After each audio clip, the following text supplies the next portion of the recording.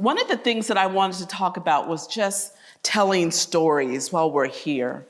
But before I tell the story, and I'm going to tell you stories through poems, if you guys are okay with that. Are y'all okay? You're like, great, poetry, 9 a.m. Okay, I got some geeks in there. Woo! Okay. But I just want to, I'd be remiss if I didn't tell this. I was a counselor for the state of South Carolina, clinical 2 counselor in the 90s. And I got ill then, and I remember it was a chronic illness, fibromyalgia, if anybody is aware of that. And that illness is what prompted me to step away from the counseling field, because I believe life is too short not to do what you love.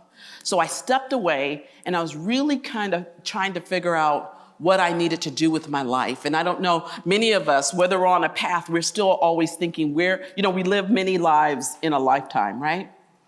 And so I remember turning on the television, and there was Bill Moyers, who's now gone, he left us, so sad, on PBS. And there was a poetry festival. And there was this poet here at the festival who spoke to me through this poem. And she said, "Won't you come celebrate with me what I have shaped into some kind of life? Born in Babylon, non-white and woman, I had no model. What could I see to be but myself? I made it up. Here on this bridge between starshine and clay, my one hand holding tight my other hand. Won't you come celebrate with me that every day something has tried to kill me and has failed." Those, yes, you can applaud.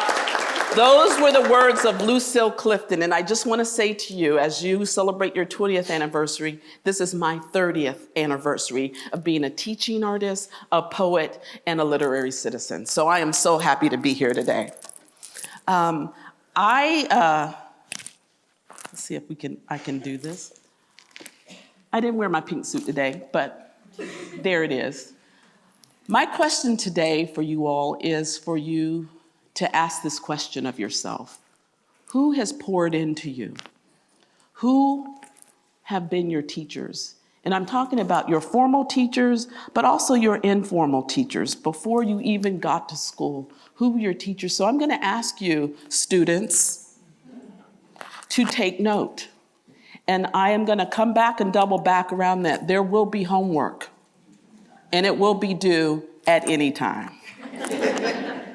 So the question I'm really been looking back, there's a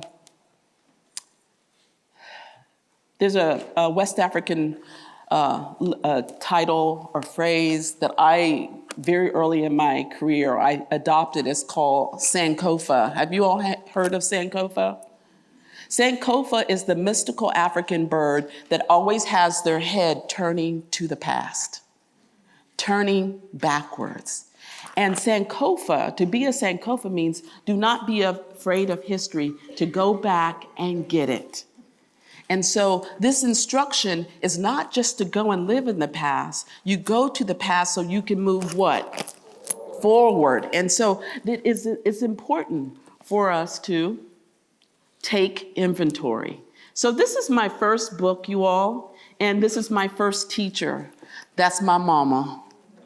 And I realized that I wanted this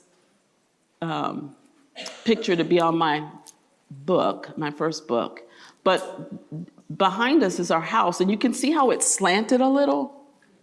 I told my mom, I said, I want this to go because this shows how much and where I come from.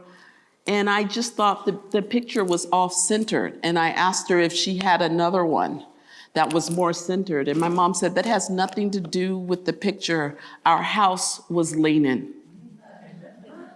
I grew up in abject poverty, you all, and I had not a clue.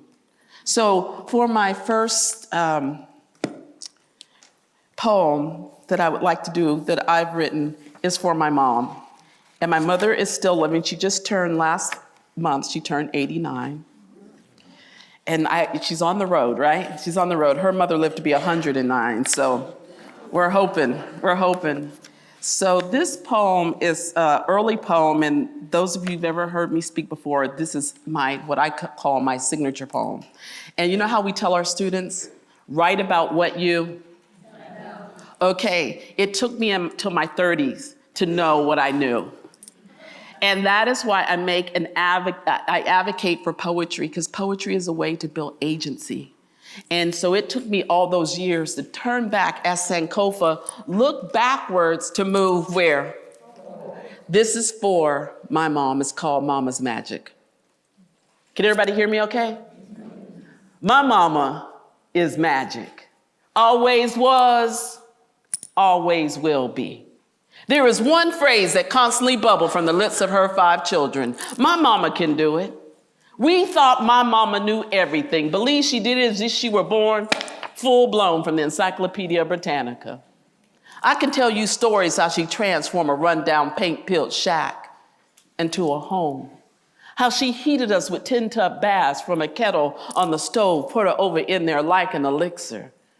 My mama is protection like those quilts her mama used to make. She tucked us in with cutout history all around us, and we found we could walk anywhere in this world and not feel alone. My mama never whispered the shame of poverty in our ears. She taught us to dance to our own shadows. Pay no attention to those grand parties on the other side of the track. Make your own music, she'd say, as she walked and cleaned the sagging boards of that place. You'll get there. You'll get there, her broom seemed to say with every wisp. We're my mama's favorite recipe. She whipped us up with her big brown hands in a big brown bowl supported by her big brown arms. We were homemade children, stitched together with homemade love. We didn't get everything we ever wanted, but we lacked for nothing. We looked at the stars in my mama's eyes and they told us we own the world. We walked like kings and queens, even on midnight trips to the outhouse. We were under her spell. My mama didn't study at no Harvard or Yale, but the things she knew you couldn't learn in no book, like how to make your life sing like sweet potato pie sweetness out of open window. How to make anybody feel at home. How at just the right moment be silent and with those eyes say, everything's gonna be all right, child. Everything's gonna be all right. How she tended to our sickness, how she raised our spirits, how she kept flowers living on our dilapidated porches in the midst of family chaos. My mama raised children like it was her business in life. Put us on her hip and kept on moving, keeping that house pine saw clean, yeah. My mama is magic, always was. Always. Her magic, how to stay steady and sure in this fast-paced world. Now when people see me with my head held high and my back erect and look at me with that, who does she think she is? I keep on walking with assurance inside. I'm Black Magic, and I'm Jeanette Redmond's child.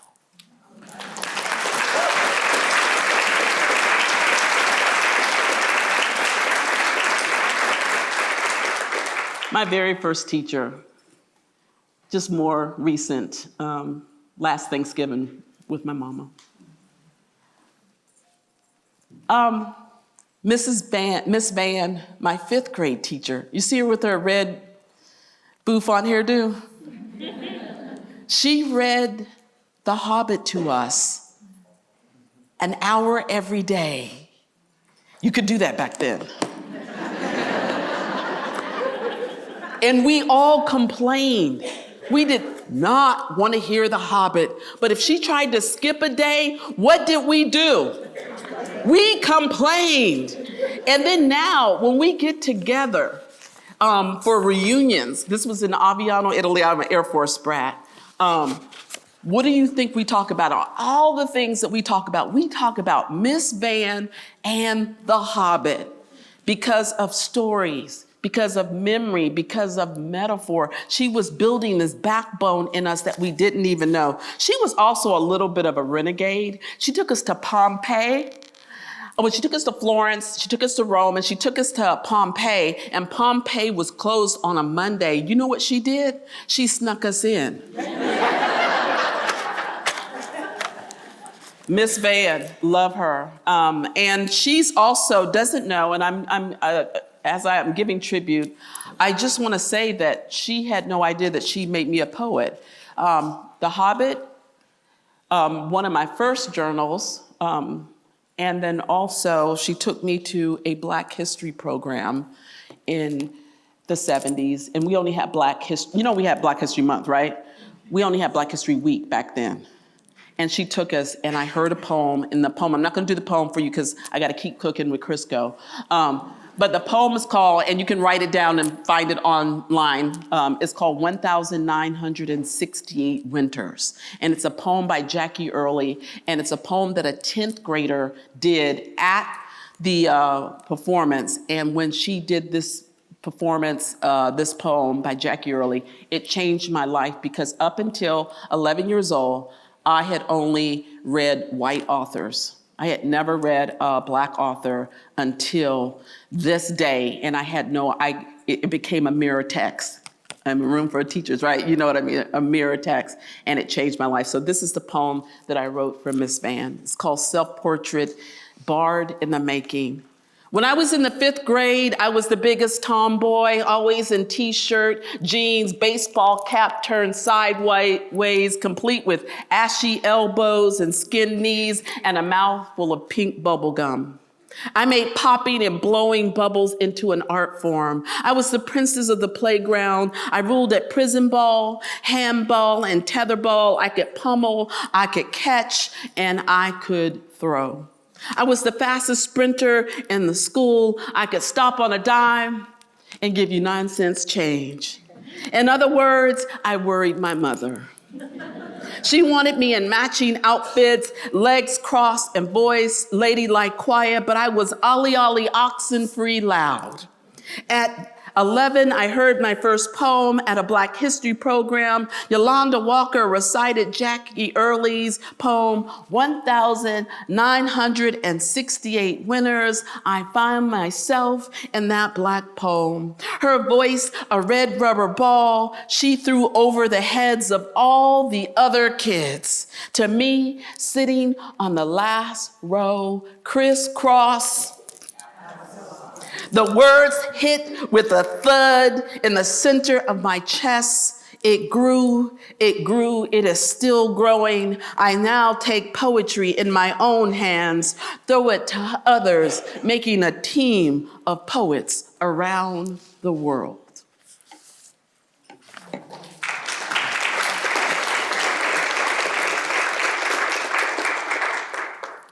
I went to Woodmont High School in this area. And this is my teacher, Miss Allen. And I'm not gonna do the poem for the sake of time for her, but she is the one who, I'll do the poem. It's called Lifeline. She is the one who gave me my second journal. And those of you who are questioning journals and whether you should do them or not, my answer to that is what? Yes, because more than anything, when Miss Sargent said in 8th grade, she said, everybody's gonna write in their journal 15 minutes every day. I was the one moaning the loudest. I had a big mouth even then. But this was the first time anyone had asked me what I thought. And so she is now Mrs. Roberta Allen, not Sargent. She was Miss Sargent then. She married a brain surgeon. She did really, really well. I'm not mad at her. Okay, not mad. I'm not holding anything. But she retired a few years back, and her daughters found me and asked me, can you please write a poem for my mother? And so she had no idea the impact. And I think the one thing that we don't know as teachers, we don't know the impact we're making. We might not find out until 20, 30, or never. I was out in Albemarle County out in North Carolina, and I checked into my hotel, you all, and there were these beautiful roses in my room, these yellow roses. I said, this host is off the chain. You all, I went in and I looked at the card. It was not from my host. Guess who it was from? Love, your 8th grade teacher. I know. And she came to my workshop, she came to my poetry reading, and I turned into a little 13-year-old running up to her like, Miss Sargent, you were the person responsible for me writing poetry. She looked back at me and she said, Glennis, I had no idea what I was doing. It was my first year a teacher. And I just responded, someone had an idea what you were doing. So I say this to say this to you. As you pour back in your inventory to those who impacted you, you are also pouring into yourself. Inventory is important. It's the greatest reflection that we can do. Lifeline for Mrs. Roberta Sargent Allen. My pen still flows from your English class. My yellow journal that I still have to this day became my tell-all best friend.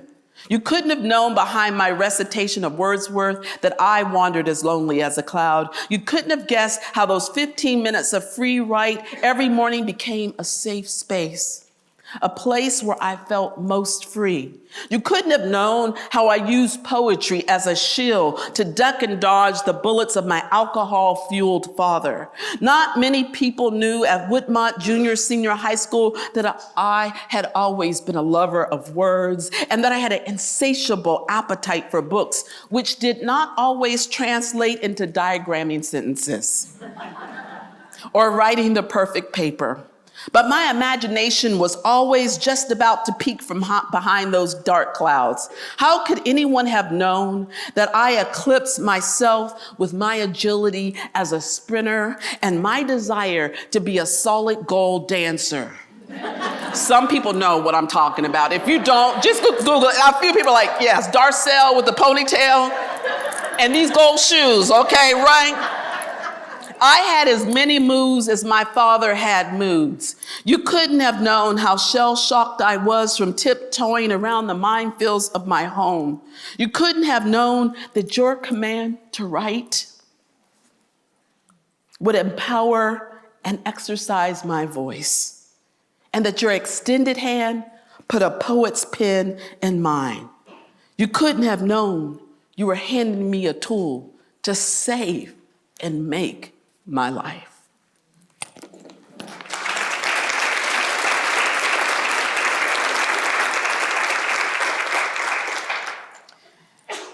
Bless you. This is Mr. Jack Handler, my freshman biology teacher. Does he look like a whole mess?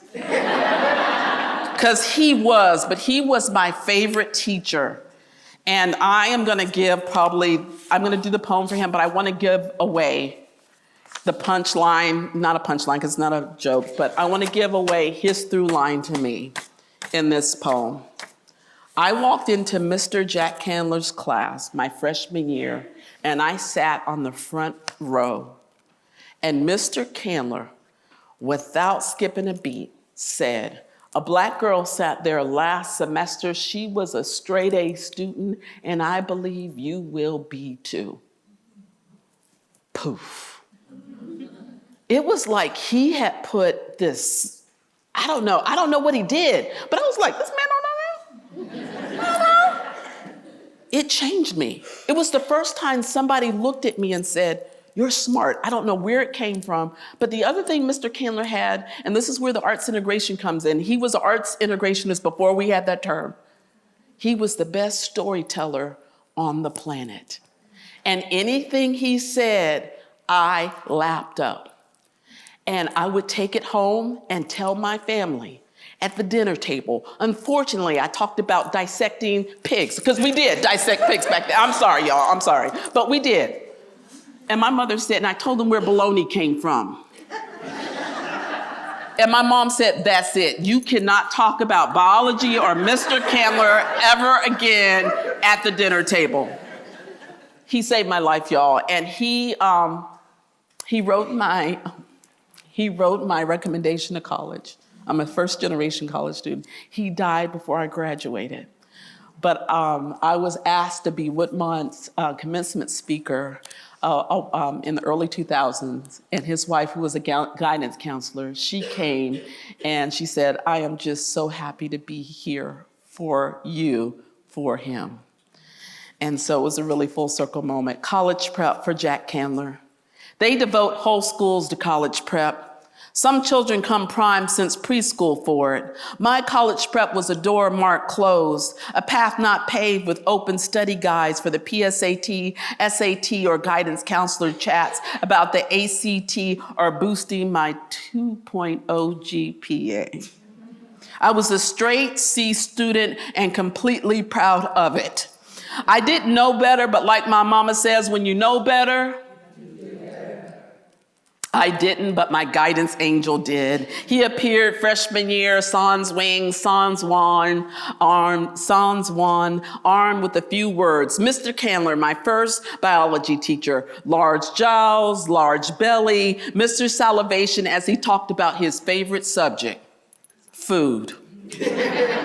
His depiction so out, we could see the big old pot of pinto beans with a whole onion thrown over in there for taste.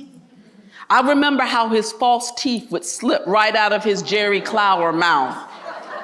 The Mr. Candler who called all boys Hoss and all girls Miss Hickey. Mr. Candler of the Southern swagger, pointing his all-knowing thick finger first day of class at me and said, a black girl sat there last semester where you're sitting. She was a straight A student. I believe you will be too. I immediately thought, this man don't know me. So how could he name something in me that sat down all my life? He called me out, called to that something. It took notice and rose.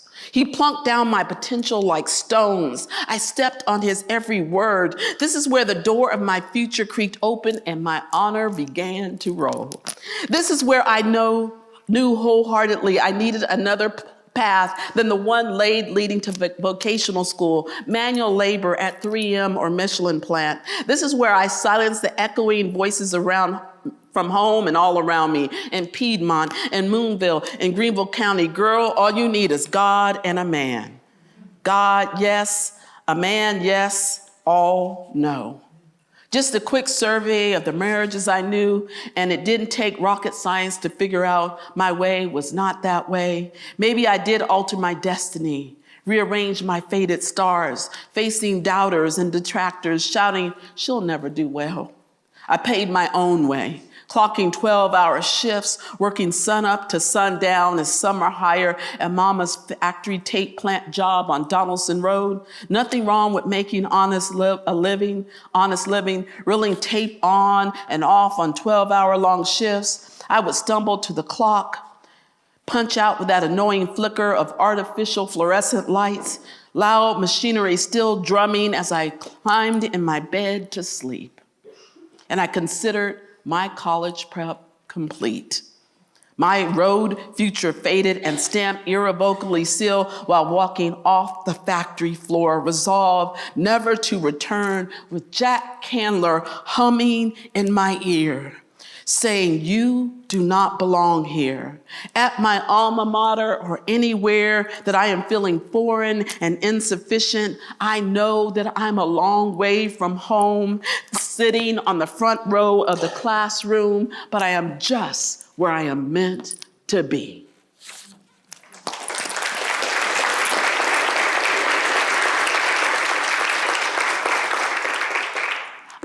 So one of the things that Eric Booth, who's an educator, teaching artist, he calls himself the world's oldest teaching artist. He says, 80% of what we teach is who we are. And I really believe that, because when I look back, yes, it is the content. I learned things that scaffolded from my teachers from one year to the other. But what I stand on most are their stories and what they gave of themselves in the classroom, things that they didn't even know that they were giving, a lifeline. And this is Miss Meekins. She was Miss Meekins. She's Dr. Meekins back then. And I couldn't find in my yearbook, I'm sorry I couldn't find it, but she wore a tiny little tight fro in the 70s and the 80s. And that might not mean much to most folks in here, but it meant a lot to me because she walked with this, I'm gonna just read the poem. Okay. Homeroom teacher, and she's Dr. Michelle Meekins now, okay. I never had her for instruction, but she taught me all the same, strengthening my backbone just by the way she walked, arrow straight, natural dew, and all of her, these few moments every morning, I did not say much to her. Nor did she say much to me. The one time we had a full-blown conversation, she commented on what I had on. a Jeanette Redmond one of a kind. Some people hated their homemade clothes. I designed mine with relish. That day I had on taupe trousers with maroon pinstripes, a maroon V-neck top, and matching Agner shoulder bag. Some of y'all remember Agner. You're like, yeah, you were somebody if you got that Agner. And patent leather high-heeled Mary Janes. By my junior year, I cut my hair short into a small afro in the early 80s because of her. This was a no-no. I caught fire from mama and them and everybody. You'll never get a boyfriend. Mama threw her fear at me. Already the poet misunderstood, I kept my head down and wrote through every missile launched. I built a family, y'all. A life, a livelihood from words. Miss Meekins taught me there's no more important home to live in but yourself.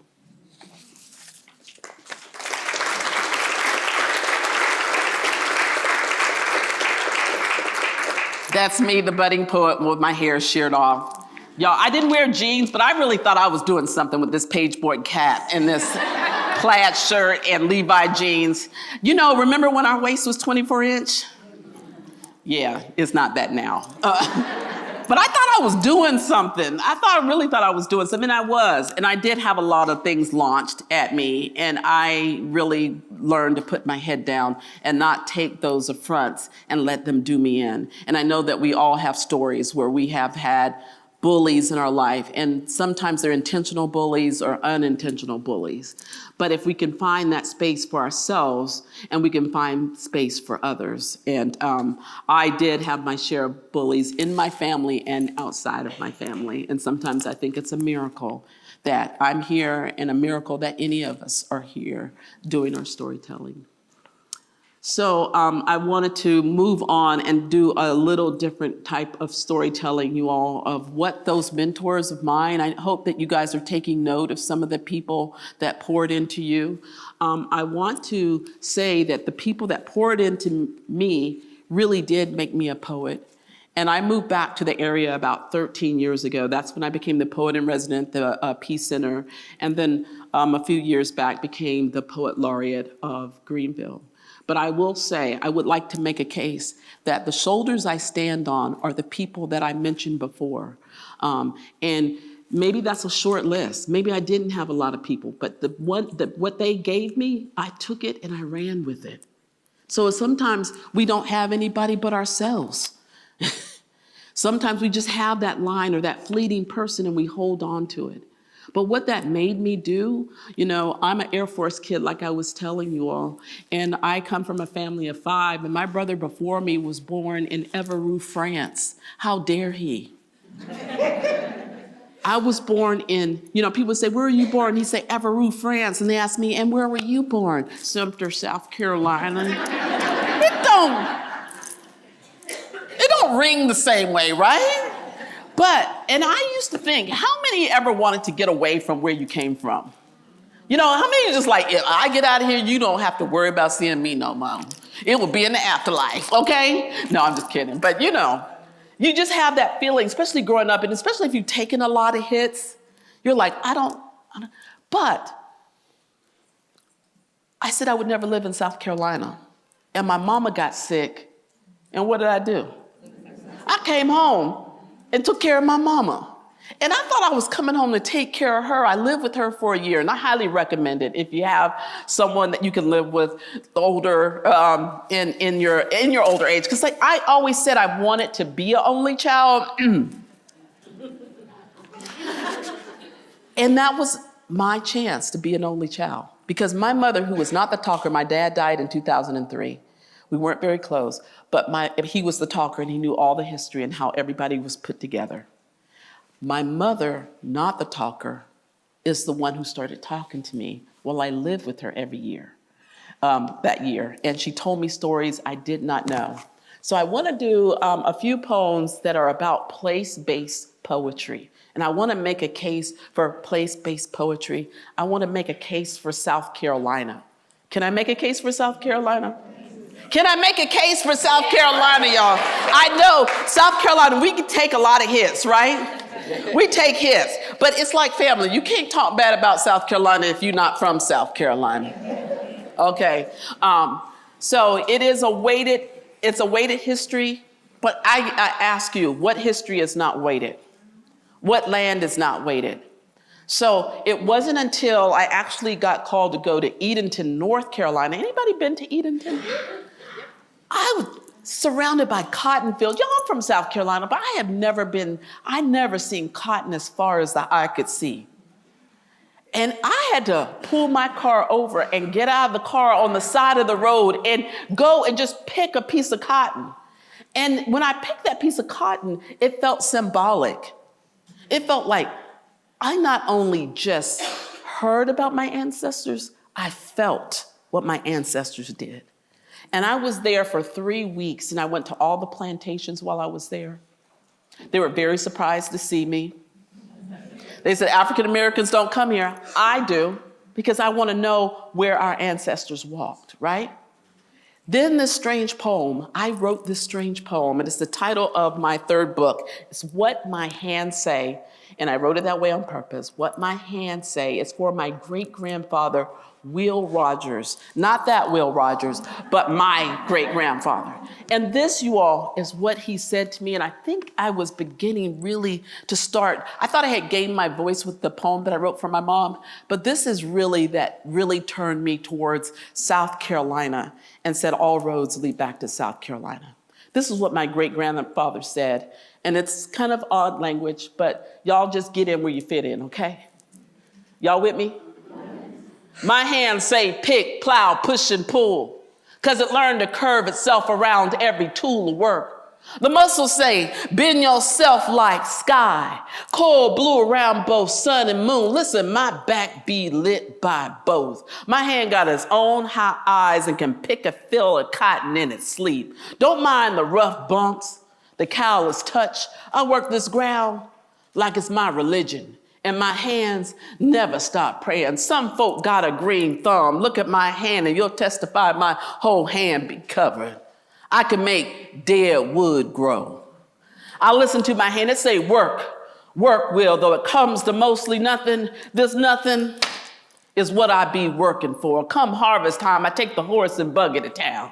Settle up. This is where my hand loses its mind and refuses to speak. Dumbstruck like the white writing page. The same hand fluid on the land. Don't have a thing to say around a pen. The same fingers that can outwork any man. Wilts. What if I could turn my letters like I turn the soil? What if I could make more than my mark, a wavery X that's supposed to speak for me?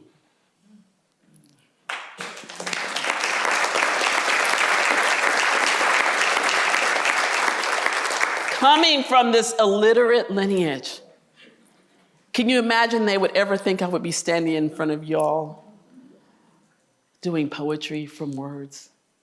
I want to jump in time now. Then we find somewhere a person who many of you may have already known about. It's somebody I spent a decade studying. His name is David Drake. Anybody heard of David Drake? He is the enslaved potter poet from Edgefield, South Carolina. Potter what? How can you be enslaved, Anna? Because we know it was against the law, right? To read and write as an enslaved person. The punishment of reading or writing as an African-American person, as an enslaved person, was 35 bare lashes on your back. So, and if you were a white person and you wanted to teach a black person, you would have compensatory damages that you would have to pay. So the law was set against black folks reading or writing.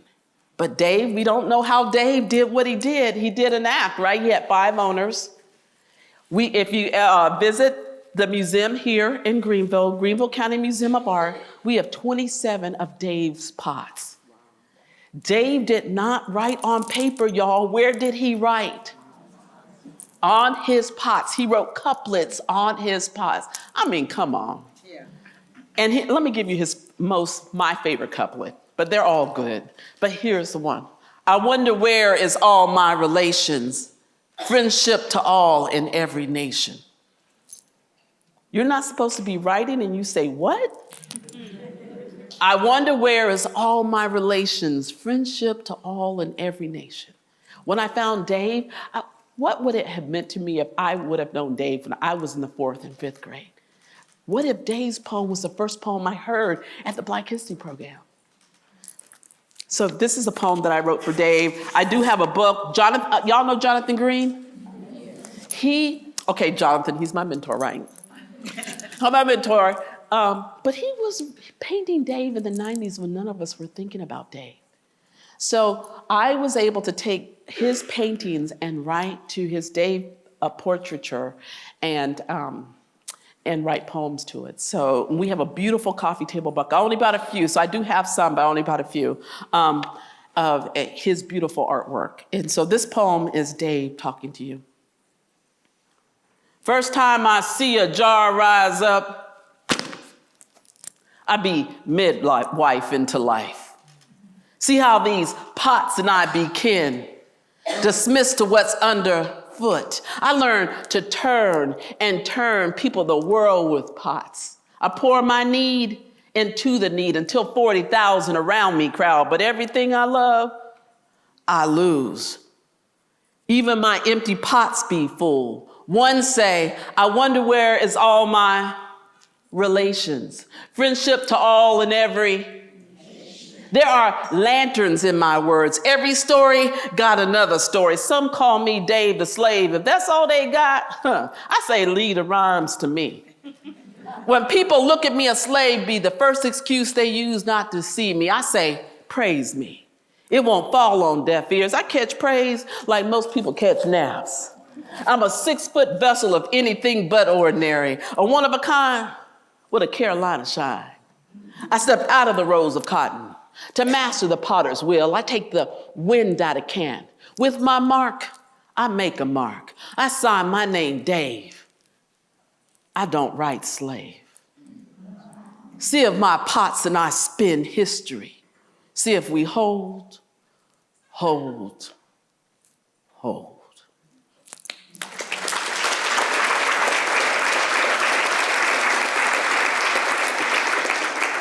I'm getting ready to close. I have like 3 more poems for y'all, but I want to just show you, that's the book. It's beautiful, isn't it? Do you guys know this guy? Clayton Pegleg Bates. He's from Fountain Inn, South Carolina. He went to Fountain Inn Colored High School.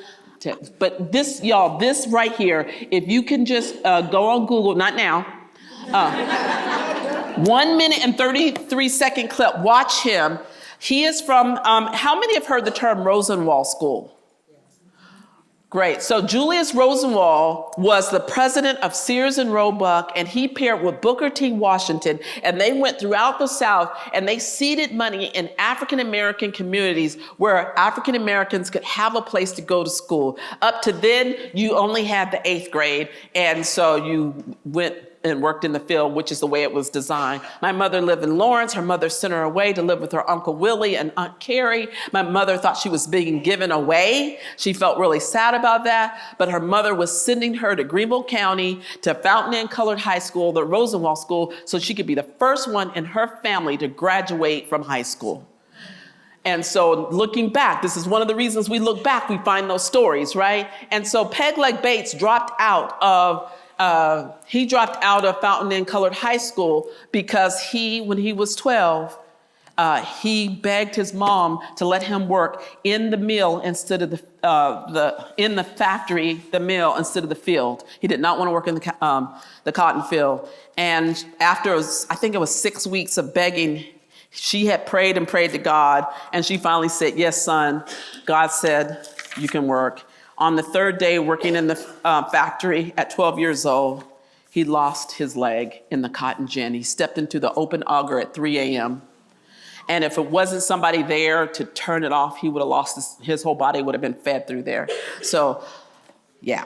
So I'll just do the poem. Please promise me you'll go Google this. Yes? Because it has implications for really powerful stories for those of us who are disabled, living with a disability, some seen and some unseen, right?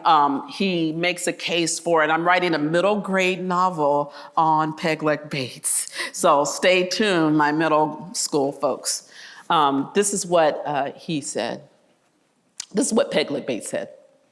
Oh, he has a move called the American jet plane in here where he leaps on his peg leg 5 feet in the air and then lands like that, sticks the landing. Yes, it's like that. So, Peg Leg Bates. Some people got 2 good feet and still don't know what to do. My smoothness makes the argument for just one.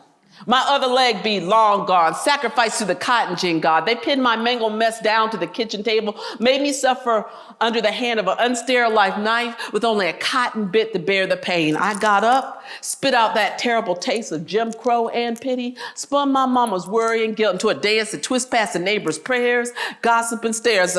How you gonna make do on just one leg? I strap up my dreams with tucks, tails, and flair. I turn can't into can without losing time, not even in my mind. This fountain in sun done good. I knock beats on wood. I'm a worldwide showstopper, all right? I shout rings around all those other 2-footers. I'm the master of my own fate. And when the world cut me below the thigh, I don't shuffle off in misery. I get up on my one good leg and fly.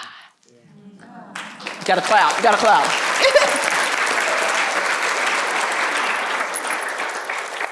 So the implications about knowing where you come from, I want to close out with 2 poems, y'all.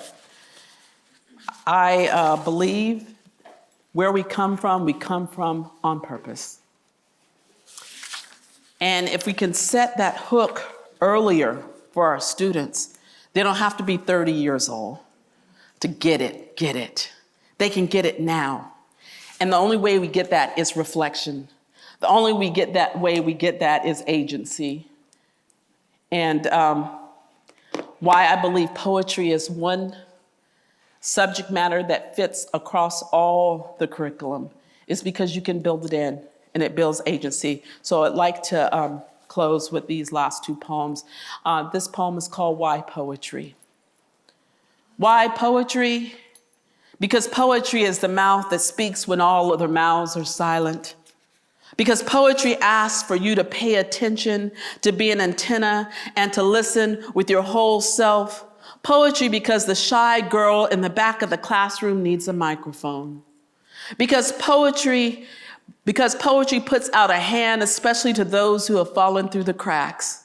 Poetry waits for them to catch hold to the golden thread, then everything they needed to say flowers. Tranquil blue, outrageous orange, and righteous red. Because daydreamers become readers and imagination leaders. Fluent in metaphors and spinning among the stars, they become Big Dipper tippers, letting the magic pour into pencil and pen, then onto the page and onto the stage.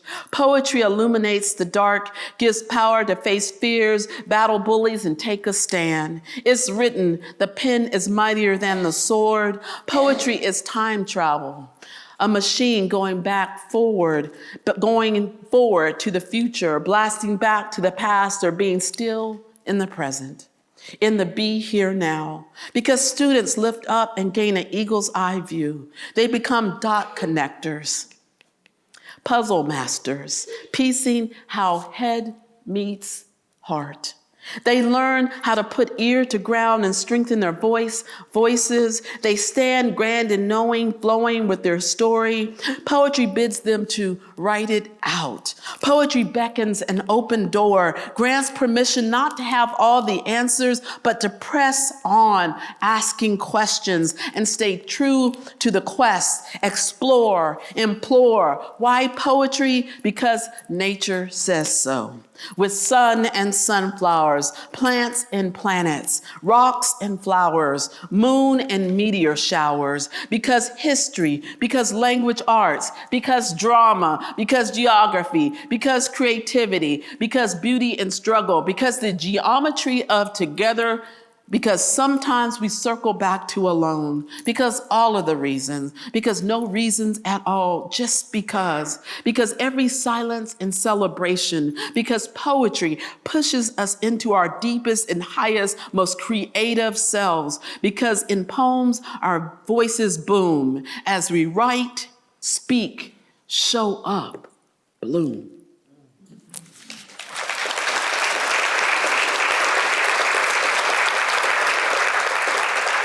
So you are the picture, keep pouring. I just want to say to you all, you are essential. If no one's saying that to you, you are essential. You are life-giving. You are a way maker. You are inspirational. You are somebody's Mrs. Van, Jack Candler, Dr. Meekins, Miss Sargent, Mama. You are.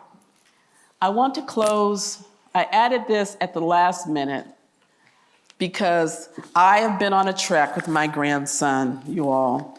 When I got sick with multiple myeloma, I said, and he is in the 5th grade, that's Julian right there, my oldest grandchild. I have 2 other grandchildren, just for the record, Pace and Quinn, and I love them too.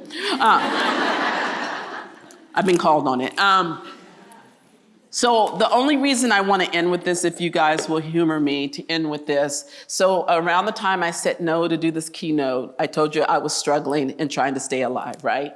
So one of the things that I did is I went through a stem cell transplant. I went through chemo. And when I started being able to walk, I looked at Julian. He was on his iPad way too much. I was on my screen way too many documentaries, too many horse documentaries, which I didn't realize he hated. But I had this dream that horses came to me and they were making me whole. So any horse people in there, you already know. But what I did with Julian, I looked at him, I said, we're gonna start going to the state parks. There are 47 state parks, y'all.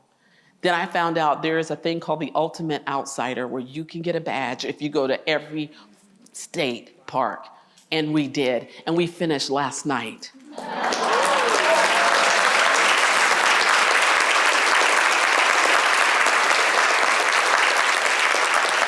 I don't even know if he really wanted to do it, but his gaga said, this is what we're gonna do. And so can I close with this poem to him?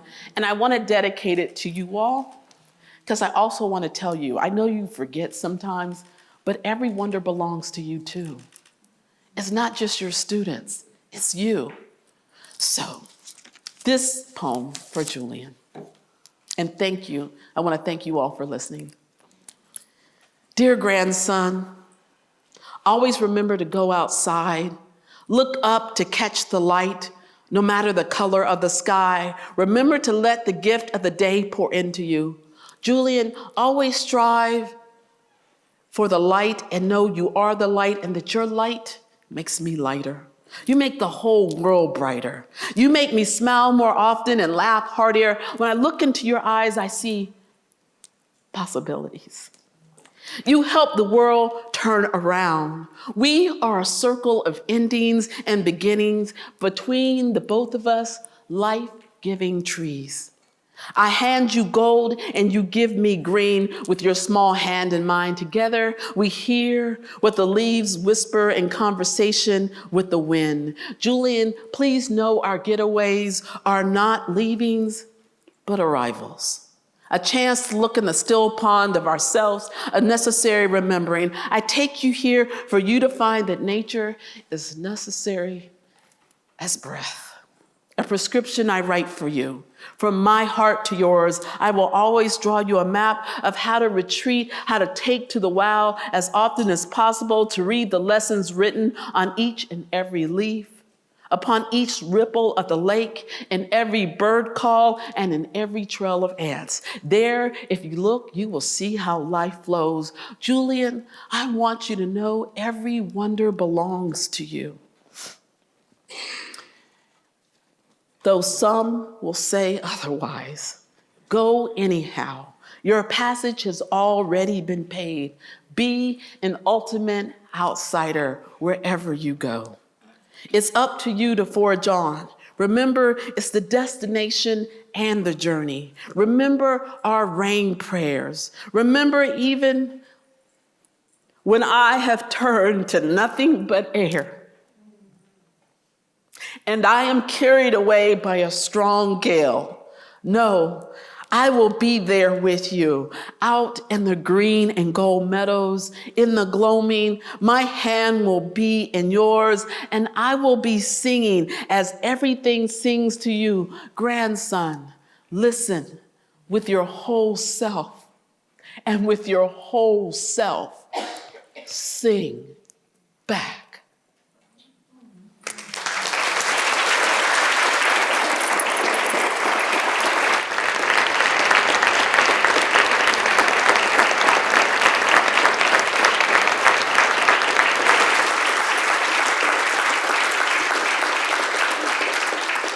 Here's your call to action.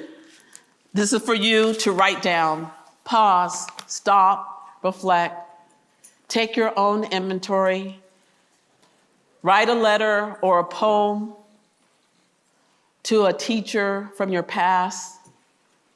The more you pour into yourself, the more you can pour into others. Continue to grow.